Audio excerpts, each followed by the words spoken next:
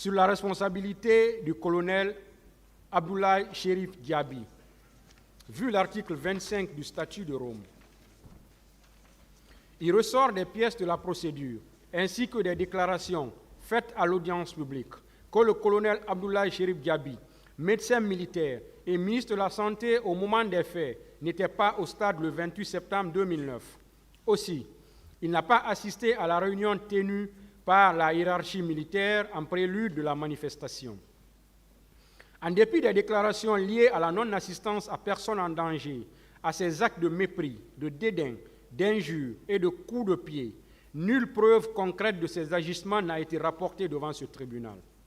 Cependant, il s'est rendu au centre hospitalo-universitaire de Donka le jour des faits et les jours suivants auprès des blessés en sa qualité de ministre de la Santé pour faire une évaluation de la situation et prendre les mesures idoines.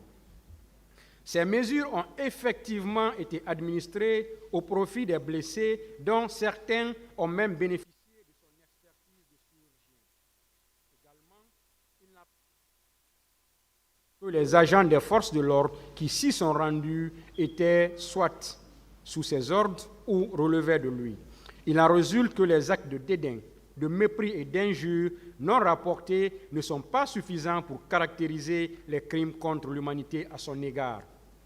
Il y a lieu, en application des dispositions de l'article 544 du Code de procédure pénale, de le déclarer non coupable de crimes contre l'humanité et le renvoyer des fins de la poursuite pour crimes non imputables.